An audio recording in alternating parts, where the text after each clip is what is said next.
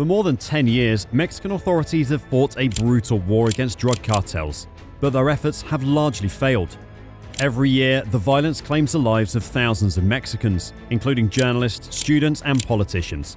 Since the government launched the war on cartels in 2006, there have been more than 360,000 murders in the nation. In this video, we're going to discuss it in detail, so stay with us till the end. But before we begin, if you're new to this channel, make sure to subscribe and press the bell icon so you won't miss any of our video. What types of narcotics are sold by cartels? The majority of the cocaine, fentanyl, heroin, marijuana, and methamphetamine imported and distributed in the United States is done so by Mexican drug trafficking organizations, or DTOs, also known as organized crime groups. Drugs and heroin are mostly imported by Mexican suppliers, whereas cocaine is primarily produced in Colombia and then shipped to the United States by Mexican criminal organizations. Fentanyl is a synthetic opiate that has a potency of up to 50 times greater than heroin, and Mexico and China are two of its main suppliers. During the 2 years from 2019 to 2020, the amount of fentanyl that Mexican authorities collected virtually quadrupled. Despite several US states legalizing marijuana, the cartels continue to transport large amounts of the drug into the country. Contrarily, the expanding cannabis market in California has compelled criminals to transport marijuana grown in the United States into Mexico, where the drug is still not fully legal. Which cartels are the biggest? Now, this is an interesting question. The Mexican drug cartels are always changing. They have expanded, split apart, formed new alliances, and engaged in territorial conflict over the years. The US Drug Enforcement Administration, or DEA, has identified the following cartels as the major drug trafficking dangers to the United States. Sinaloa Cartel. Sinaloa is one of the most established and powerful drug trafficking organizations in Mexico, and it was formerly headed by Joaquin El Chapo Guzman. It has a wider international reach than any of its Mexican rivals, with strongholds in nearly half of Mexico's states, particularly those along the Pacific coast, in the northwest and close to the nation's southern and northern borders, and operations in as many as 50 nations. Guzman was returned to the United States by Mexican authorities in 2017, where he is currently serving a life term for numerous drug-related offenses. 8 members of the operation, which is now headed by Ishmael Zambada Garza and El Chapo's sons, sometimes known as Los Capitos, was subjected to penalties in 2021 by US President Joe Biden. New Generation Cartel of Jalisco, CJNG. With activities in more than 2/3 of the nation, Jalisco is one of Mexico's cartels with the greatest growth rates after splitting from Sinaloa in 2010. According to the DEA, the group's willingness to engage in violent confrontations with law enforcement and other cartels is typified by the rapid expansion of its drug trafficking activities. According to American officials, CJNG supplies more than 1/3 of the country's drug sector. Organization Beltrán-Leyva, or BLO. When the Beltrán-Leyva brothers left Sinaloa in 2008, the group was born. All 4 of the brothers have since been detained or killed, but their supporters are still active throughout Mexico. The organization's breakaway factions have grown increasingly independent and potent while keeping their connections to Jalisco, Juarez, and Los Zetas. Los Zetas. The DEA singled out Los Zetas in 2007 as the nation's most technologically advanced, smart, and violent organization of its kind.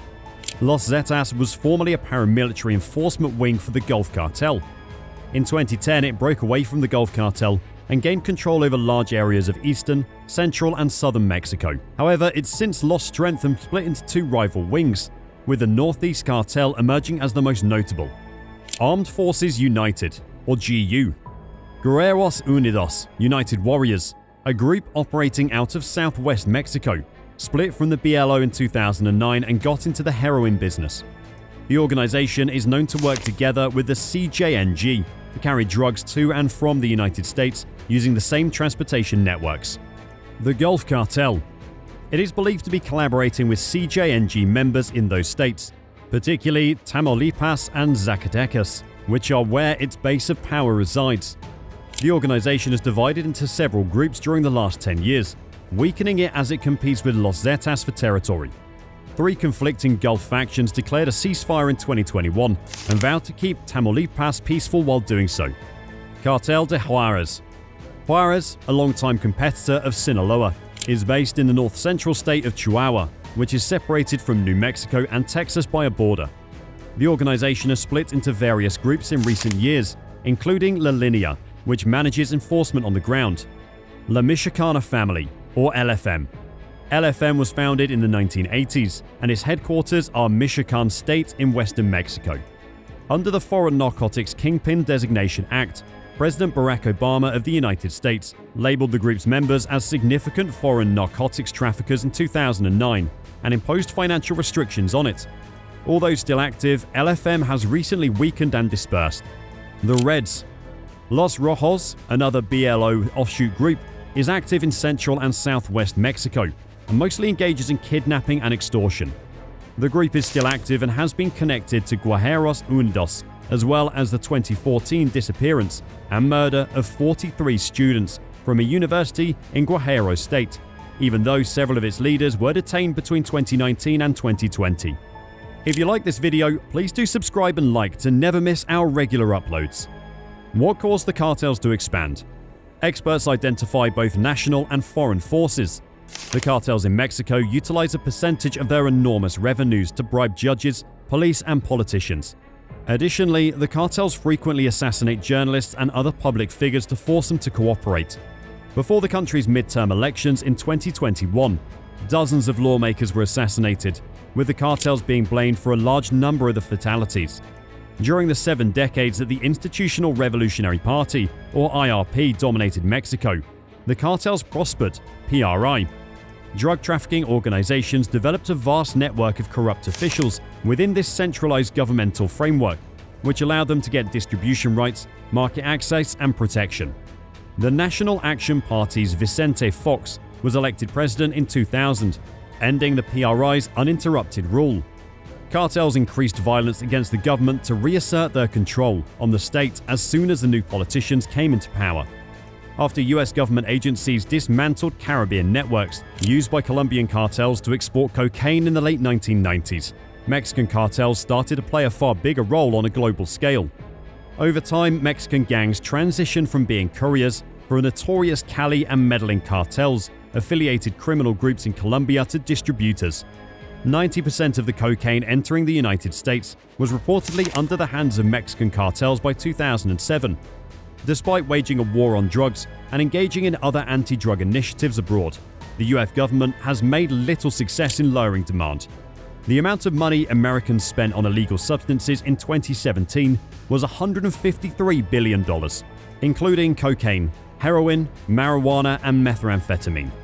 An epidemic of synthetic opiates, particularly fentanyl, has been fueled by their rising use. How are narcotics brought into the US illegally? There are more than 300 official ports of entry into the United States, and they are where the majority of illicit drugs enter the country are found and recovered by law enforcement. Traffickers use a variety of strategies to avoid being discovered at the border by American law enforcement. These include sneaking drugs into the United States through underground tunnels, concealing them in vehicles or marine boats, or flying them over the border barriers using drones or other aircraft. Local organizations and street gangs control retail distribution in cities across the nation, after Mexican drug traffickers sneak wholesale shipments of drugs into the country. What steps has Mexico done to combat the drug trade? Recent Mexican governments have mainly used security forces to combat cartels, which frequently leads to increased violence. Fulgencio Calderón, 2006 to 2012. Soon after assuming office, President Calderón vowed war on the cartels. Tens of thousands of military personnel were sent out throughout his 6-year reign to support and, in many cases, replace local police units that he believed to be corrupt. 25 of the top 37 drug lords in Mexico were either detained or murdered by the Mexican military with US support.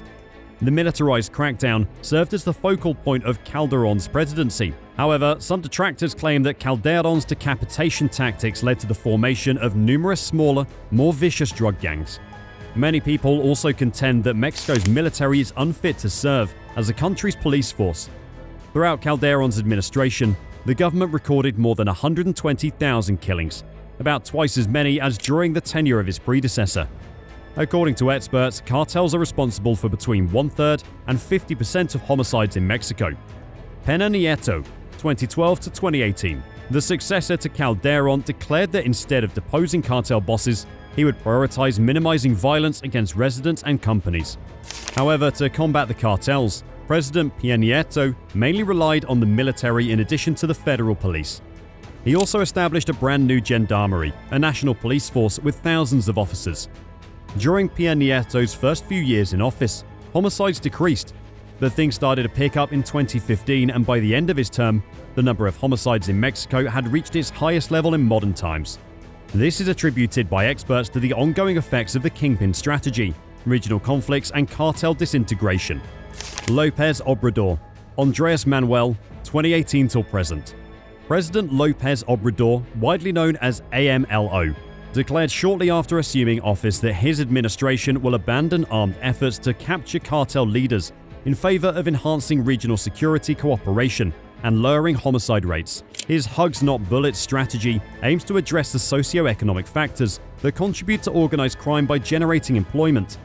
In addition to disrupting cartel finances and starting an anti-corruption campaign in 2018, his administration has also suggested decriminalizing all illegal narcotics and granting amnesty to low-level cartel members. Although AMLO has presented his plan as revolutionary, some analysts claim that his actions, such as the activation of a new National Guard under military command to increase security, repeat the strategies of his predecessors and are ineffective. The homicide rate is still close to record highs in the interim. Thanks for watching the video. Hope you liked it. If you did, make sure you press that like button and subscribe, and let us know in the comments section what our next video should be about. Take care, and we'll see you in the next video.